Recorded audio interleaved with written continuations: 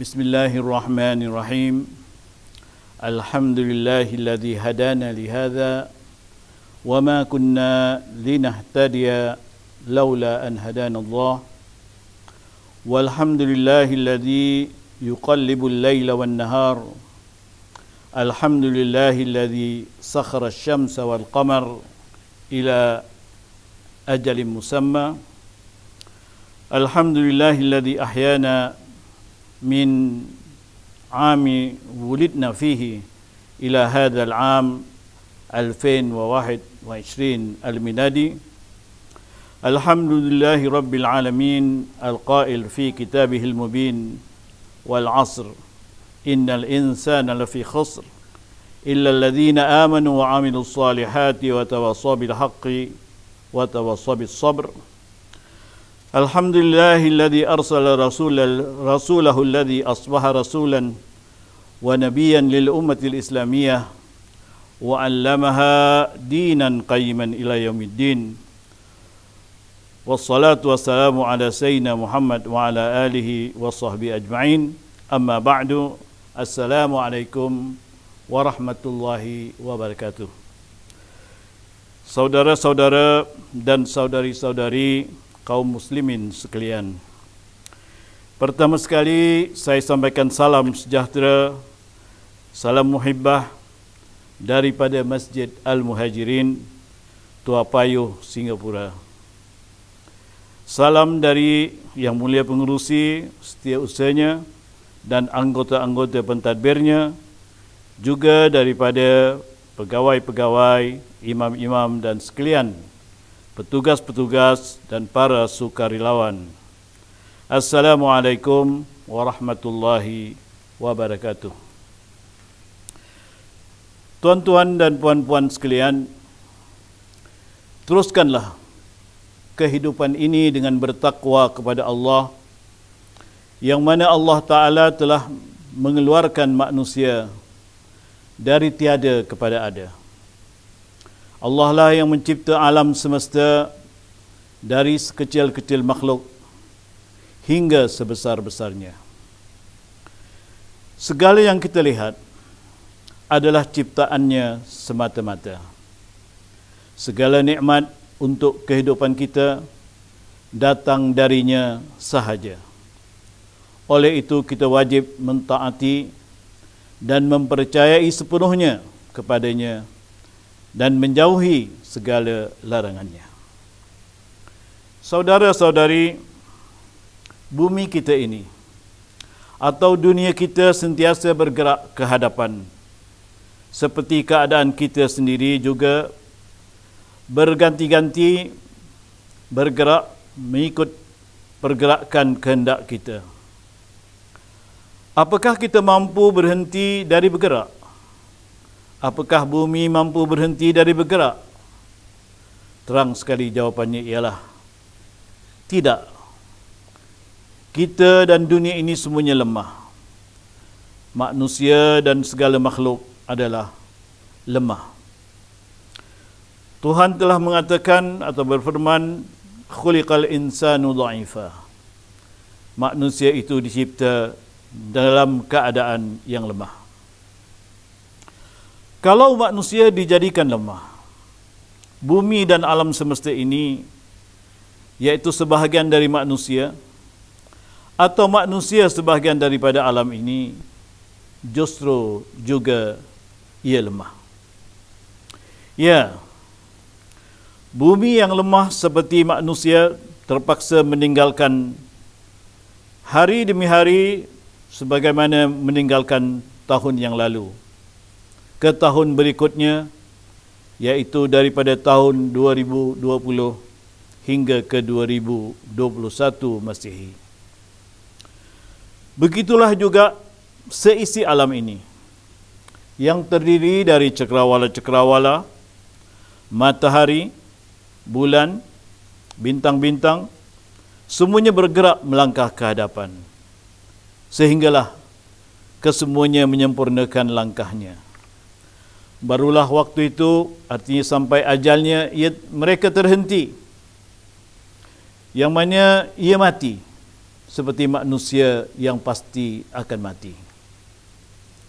Ingatlah firman Allah Ta'ala, kullu nafsin dha'iqatul maut.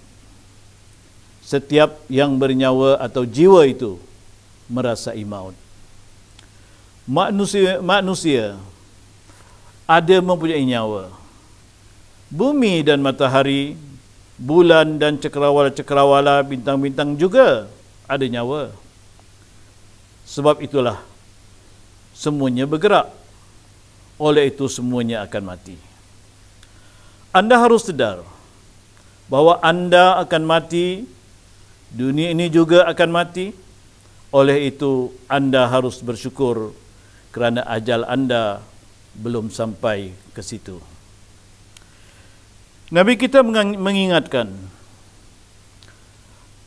aksiru zikra hazimil ladzat, yang bermaksud ingatlah kamu banyak-banyak akan maut yang menghilangkan dan melenyapkan segala kelazatan.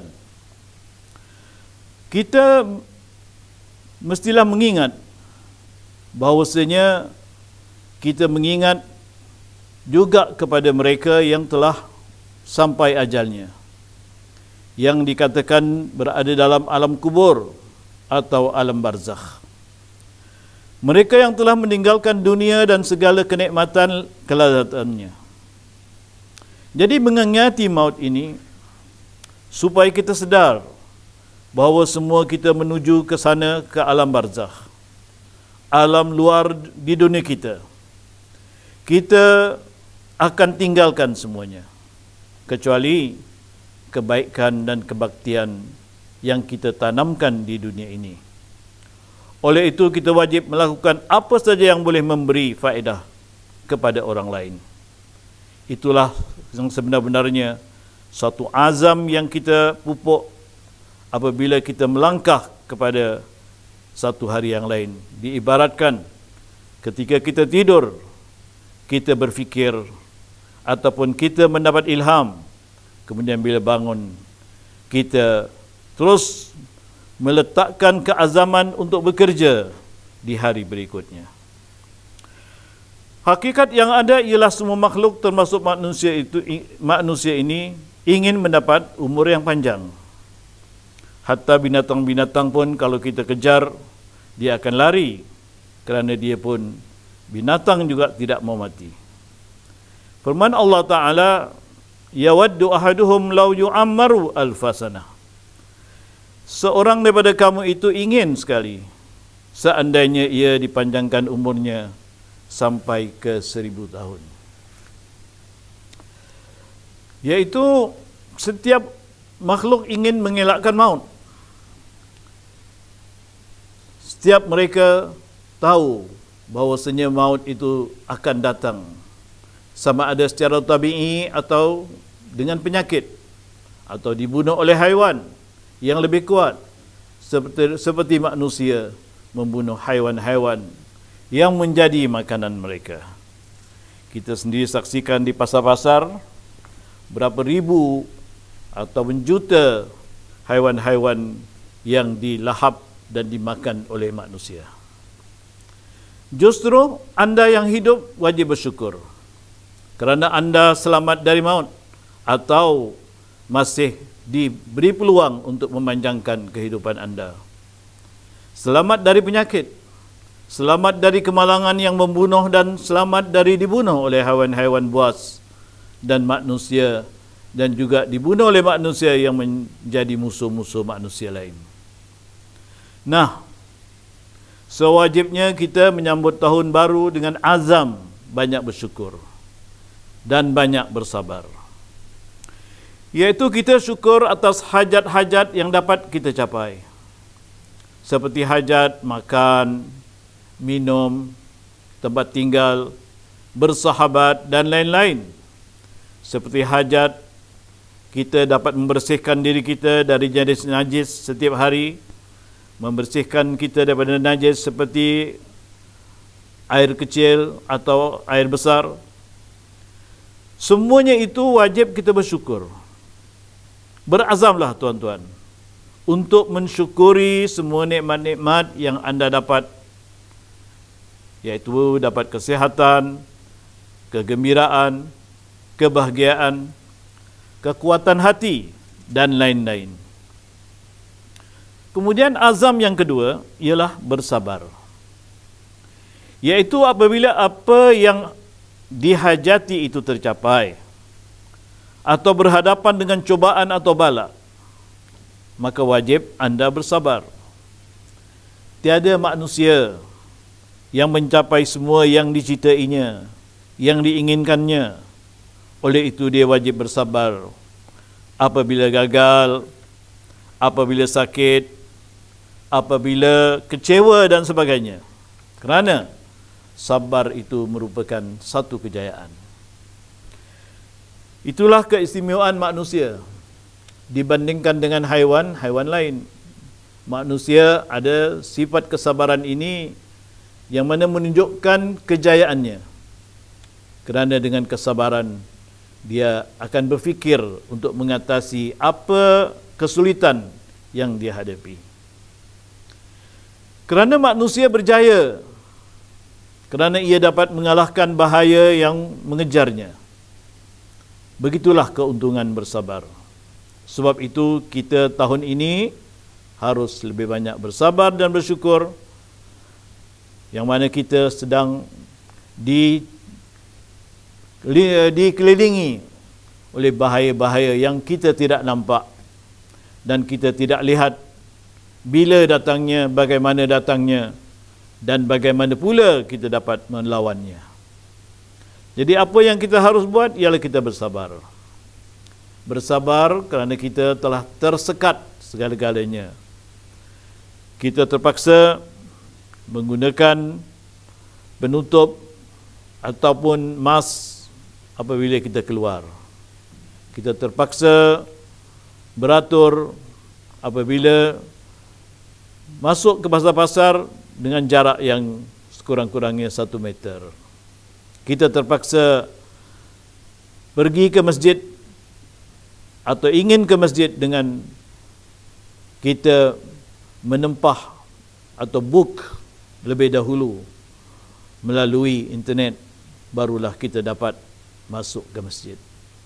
Semuanya ini menghendaki kesabaran. Dan sebagaimana hari esok lain daripada hari sekarang, dan hari sekarang lain daripada hari semalam, begitulah juga keadaan kita pada saat ini. Allah berfirman, wa ja'alahum ummatan yahduna bi amrina lamma sabaru. Wa ja'alnahum a'immatan yahduna bi amrina lamma sabaru. Kami menjadikan mereka itu, iaitu para manusia-manusia di zaman dahulu, dijadikan pemimpin yang mereka dapat memberi petunjuk dengan perintah kami. Ketika mana? Ketika mereka itu bersikap sabar. Inilah dia keadaan yang sebenar. Kerana Quran tidak menipu. Apa yang dinasihatkan oleh Al-Quran adalah benar. Dan apa yang diceritakan adalah benar. Tidak ada fakta-fakta karangan daripada orang lain atau manusia, bahkan daripada Nabi sendiri, tapi daripada Allah Ta'ala. Allah berfirman juga, وَلَنَجْزِيَنَّهُمْ الَّذِينَ صَبَرُوا. Pastinya kami akan memberi balasan, iaitu balasan baik terhadap mereka yang bersabar. Itulah azam yang patut kita tanamkan dalam keadaan seperti ini. Keadaan yang mencabar, yang dilalui oleh semua orang. Sama ada mereka yang bekerja di masjid, yang bekerja di pejabat, yang bekerja di kedai-kedai, yang bekerja di syarikat-syarikat, bahkan yang bekerja di udara sekalipun, semuanya terhenti. Jadi apa yang boleh kita buat? Ialah bersabar. Dan yang kedua, sebagaimana saya katakan tadi, ialah mengenai syukur pula. Di mana Allah Ta'ala terang-terang mengatakan kepada kita, fadhkuruni adhkurkum washkuruli wala takfurun. maka hendaklah kamu mengingati aku. Makna mengingat Allah Ta'ala di sini maknanya bukan saja menyebut Allah ataupun terkenang kepada Allah, tetapi mengingat Allah berarti mengingati ajaran-ajaran agama yang diturunkan oleh Allah, yang dikenakan ke atas manusia untuk diikuti.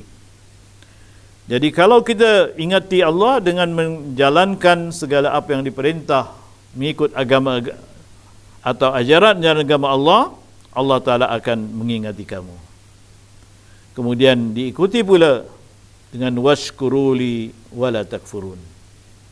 Hendaklah kamu bersyukur kepada aku kerana kamu dijadikan manusia. Kamu lebih baik daripada makhluk-makhluk lain. Kamu adalah manusia yang mana kamu mempunyai keistimewaan yang tidak ada pada makhluk lain. Kita lihat sendiri bagaimana manusia mencipta berbagai-bagai ciptaan. Termasuklah bangunan-bangunan seperti kita lihat bermacam-macam dan beraneka rupa bangunan-bangunan yang kita lihat, termasuk masjid-masjid kita. Dan Allah mengingati wala takfurun, jangan kamu mengingkari aku. Kerana mengingkar pada Allah berarti kita tidak merasakan terima kasih, tidak faham. Artinya kita tidak mengenal Allah Ta'ala. Bagi orang yang mengenal Allah, dia akan mengingati Allah, bersyukur kepada Allah.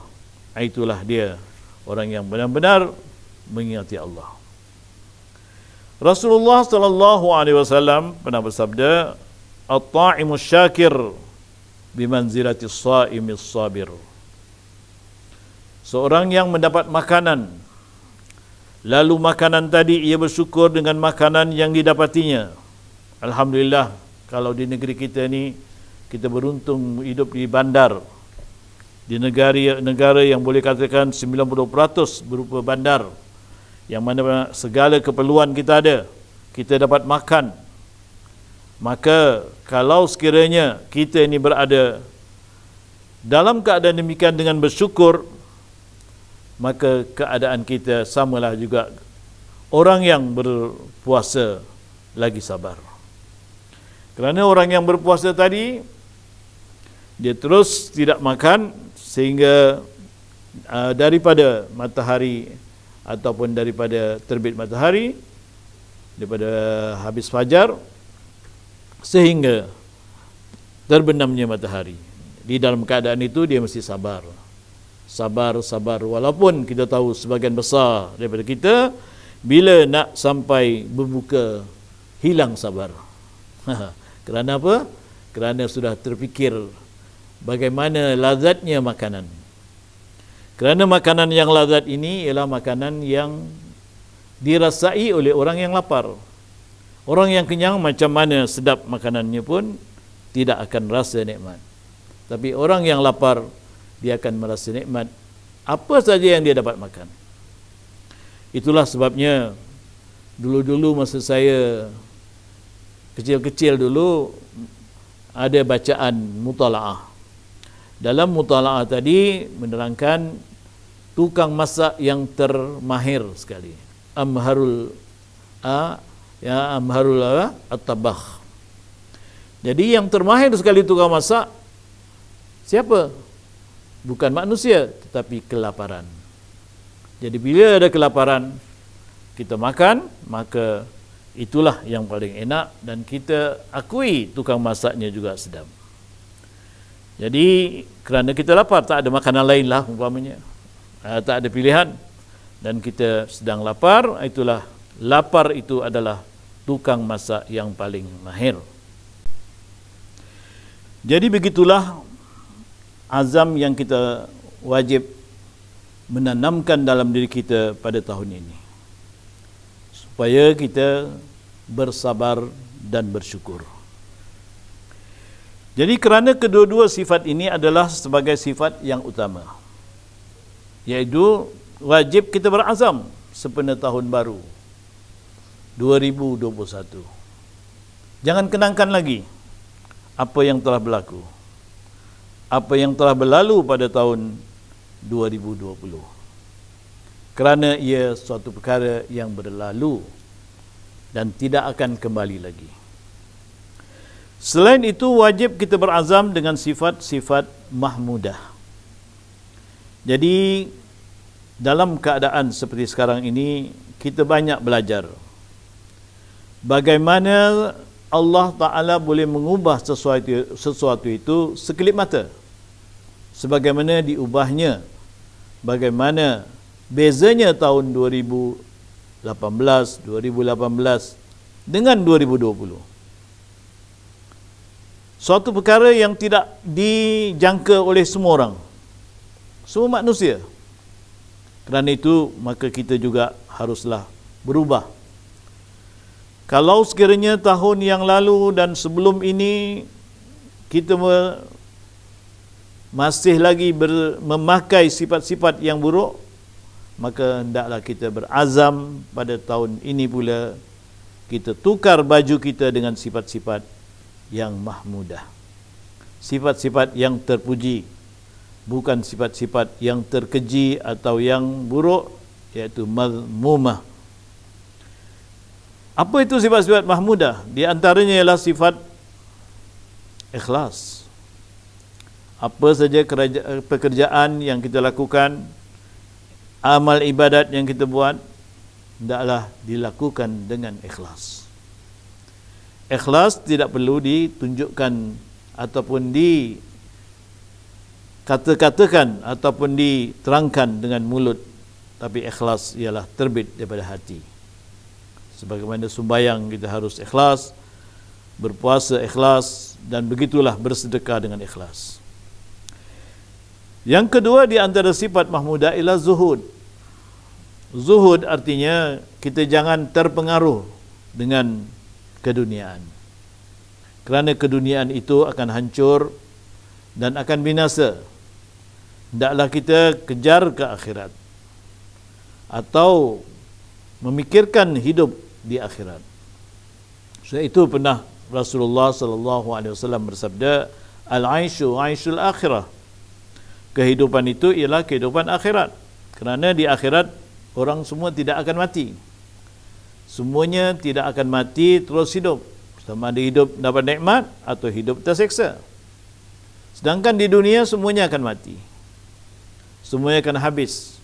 Sebagaimana saya yang katakan pada awalnya dulu, sebelum ini, iaitu segala-galanya akan mati. Apa saja tidak akan kita bawa kecuali amalan kita. Jadi amalan ini kita tak nampak, hanya Allah Ta'ala saja yang tahu apa yang akan Allah Ta'ala balas kepada kita. Faman ya'mal mithqala dzarratin khairan yara wa man ya'mal mithqala dzarratin syarran yara. Apa saja perbuatan baik akan dilihat, perbuatan jahat pun akan dilihat. Dan seterusnya, di antara sifat mahmudah tadi ialah sifat pemurah. Ini juga bersangkut paut dengan zuhud tadi. Bila kita zuhud, kita tidak terpengaruh ataupun kita tidak memikirkan dunia, jadi kita harus menjadi seorang yang pemurah, bersedekah, memberi hadiah, dan tidak bakhil, tidak lokek.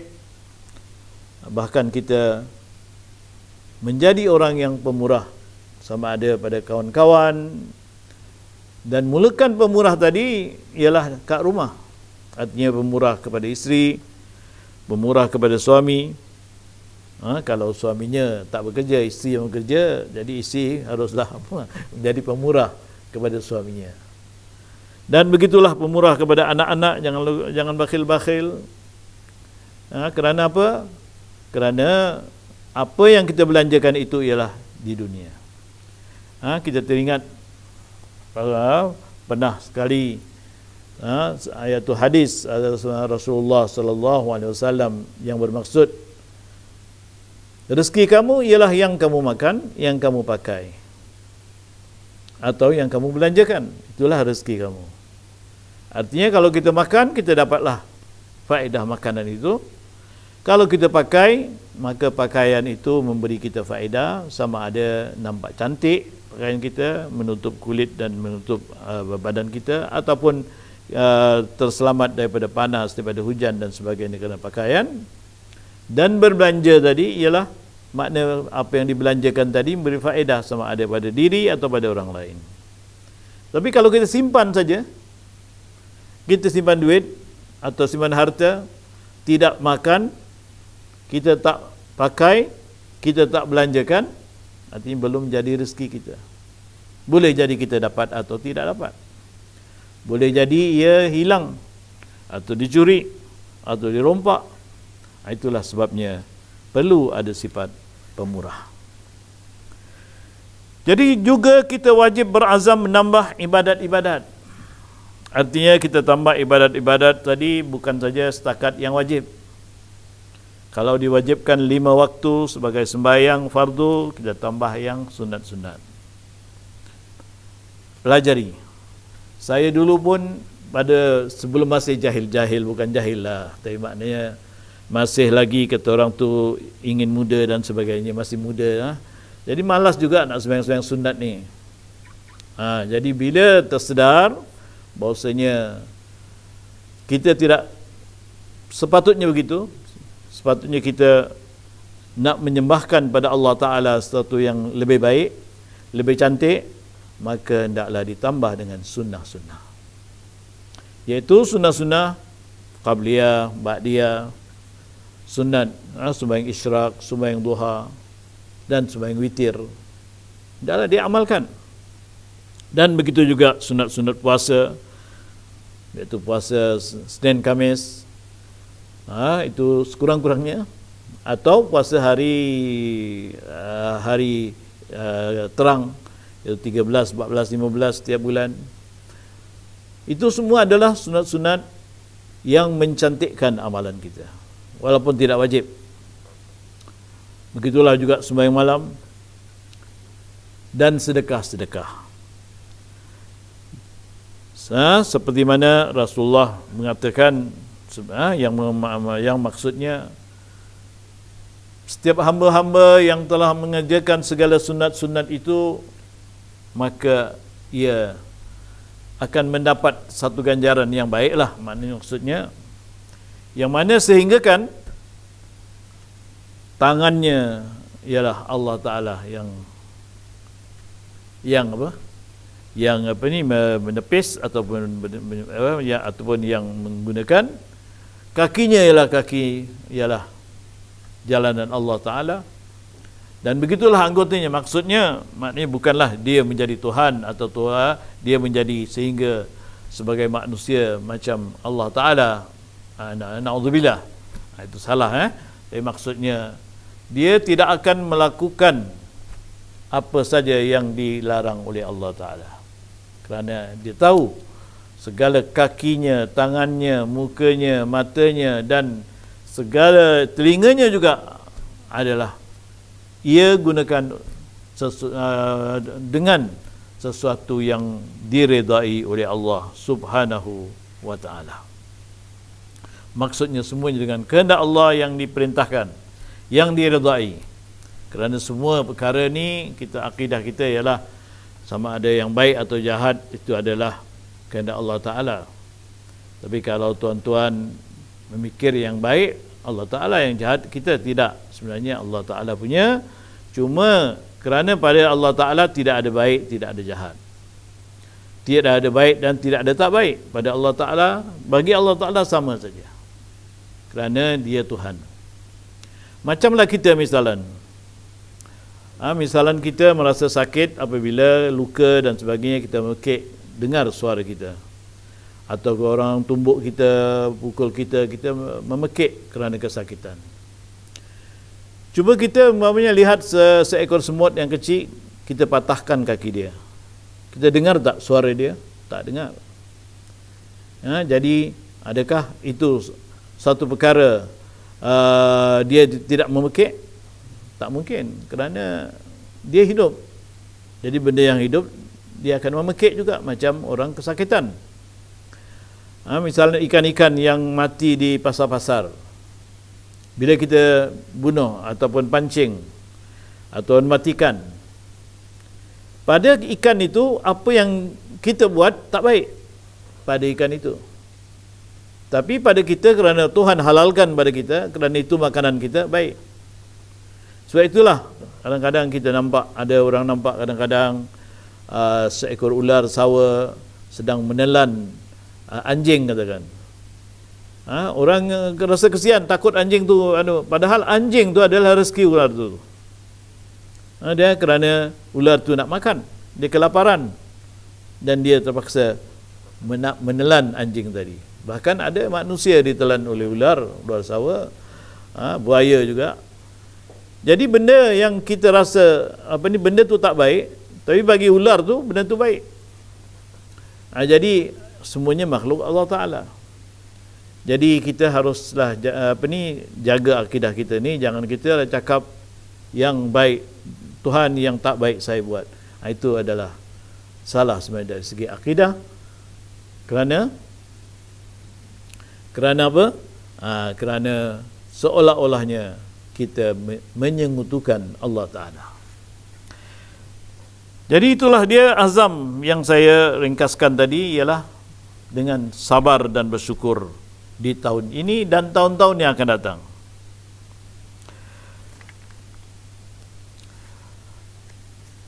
Jadi kita akan meninggalkan tahun 2020, sudah kita tinggalkan. Bukan akan meninggalkan, maaf. Kita sudah meninggalkannya dan sekarang ini sudah dalam minggu pertama lah kita meninggalkan tahun 2020. Yang mana patut kita meninggalkan. Dan bila kita tinggalkan tahun 2020, maknanya kita tinggalkan keseronokan yang pernah kita lakukan di tahun lalu. Dan janganlah sekali berangan-angan atau berharap-harap yang akan datang itu akan kembali. Tak mungkin. Walaupun ini adalah keistimewaan manusia mempunyai perasaan yang tidak ada mungkin pada haiwan-haiwan, ada pohon-pohon atau pada makhluk-makhluk lain. Benarlah kata orang yang lalu yang mengatakan yang lalu itu dah bukan milik kita. Yang akan datang kita tak tahu. Tapi yang sekarang kita ada pilihan. Kita ada pilihan untuk melakukan apa yang kita rasa baik atau tidak baik. Itu yang sekarang ini. Diumpamakanlah kalau sekiranya ada makanan misalnya, kita boleh pilih makanan yang kita mahu. Nak makan yang pahit atau nak makan yang manis, nak makan yang tawar, itu pilihan kita. Itu yang sekarang. Tapi yang lalu dan yang akan datang, yang lalu memang kita tahu, tapi makna tak boleh kita ambil. Tapi yang akan datang kita tak tahu. Jadi entahkan kita akan hidup melalui tahun 2021 ini atau tidak, wallahu alam. Mungkin kita tak sampai 2022. Mungkin sampai. Itu semuanya perkara yang akan datang adalah perkara yang gaib.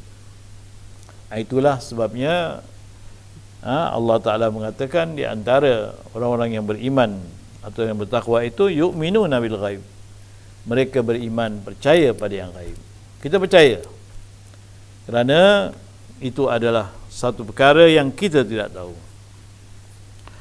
Oleh sebab itu, selain kita bersyukur dan bersabar untuk tahun 2021, kita juga harus berazam melupakan apa yang berlaku tahun lalu dan tahun sebelumnya. Lupakan. Ada dendam, lupakan dendam. Ada kekecewaan kepada orang lain, lupakan itu semua. Kerana itu sudah berlalu. Yang penting ialah yang sekarang. Adakah kita akan menjadi orang yang lebih baik daripada tahun lalu atau tidak? Jadi berazamlah tuan-tuan sekalian di tahun ini. Dengan melupakan segala apa yang berlaku, seperti melakukan maksiat. Maksiat ni dalam negeri kita ni, kita tinggal di bandar, hatta di kampung pun sama jugalah, tapi maknanya di bandar ni lebih utama. Banyak maksiat. Terutama sekali maksiat mata kita. Maksiat makanan, maksiat-maksiat yang berleluasa kepada orang muda seperti minum arak, bergaul tanpa batas, mengunjungi atau dan mendatangi rumah-rumah pelacuran, berkumpul-kumpul, menjadi samsing di tempat-tempat yang sesak, dan lain-lain perbuatan yang mendatangkan bahaya penyakit seperti coronavirus yang kita sedang mengalaminya ini. Kerana hidup bersesak-sesak. Jadi kita haruslah dengan secara ringkas berazam juga pada tahun ini. Pertama, menambah ilmu pengetahuan dalam semua bidang. Sama ada bidang bacaan atau bidang agama. Jadi tambah ilmu kita. Jangan malas untuk belajar. Jangan nak berpoya-poya saja. Seperti mana anak-anak yang terpengaruh dengan apa? Dengan dadah misalnya. Mereka sepatutnya menumpukan segala masa mereka untuk menambah ilmu, bukan untuk mementingkan diri mereka. Mengambil dadah, berseronok.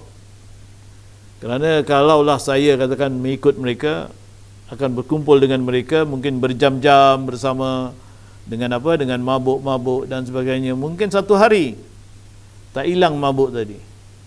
Jadi alangkah baiknya satu hari tadi kalau kita isikan dengan mencari ilmu, membaca buku, mencari pengetahuan, berguru dan sebagainya. Allah Ta'ala mengatakan yarfa'illahu alladhina amanu walladhina utul ilma darajat. Jadi orang yang beriman diangkat melebihi orang yang tidak beriman, begitu juga orang yang berilmu, beberapa darjat. Jadi kita beruntung kerana kita beriman ada mempunyai darjat dibandingkan kepada mereka yang tidak beriman.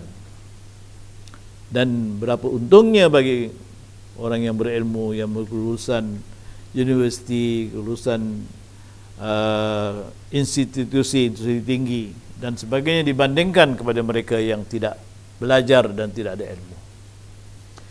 Jadi diangkat Allah ila darjatnya. Dan Allah juga mengatakan innama yakhsyallaha min ibadihil ulama. Hanya orang-orang alim saja yang takut kepada Allah. Perkataan innama tadi adalah mengkhususkan hanya saja. Bukan diterjemahkan bahawasanya. Ada itu khilaf. Kerana apa? Bila ada innama, fungsi inna sudah tak ada lagi fungsi. Jadi bukan sesungguhnya, tapi hanya saja. Hanya saja para ulama saja yang takut pada Allah daripada hamba-hamba Allah. Kenapa? Kerana ulama ni tahu. Dia mengetahui bahawa ilmu yang didapati tadi bukan datang dari dirinya sendiri, tapi dari pemberian nikmat yang Allah Ta'ala berikan. Sebab itulah dia ada ilmu. Jadi bila orang yang ada ilmu ni, dia tahu. Jadi kerana itu dia makin takut pada Allah. Khususnya orang ulama yang mempelajari ilmu-ilmu Al-Quran, hadis dan sebagainya yang bersangkut dengan agama. Kalau tak sangkut dengan agama pun, kalau dia dah alim, sebenar-benar alim, dia akan mengetahui sampai mana batasnya kealimannya tadi. Tentunya daripada Allah. Jadi para saudara-saudara sekalian, sekian sajalah yang syarahan yang dapat saya berikan pada tahun ini, dengan supaya kita berazam daripada Masjid Muhajirin, dan salam muhibbah daripada Masjid Muhajirin sekalian. Wabillahi taufiq wal hidayah. Wassalamualaikum warahmatullahi wabarakatuh.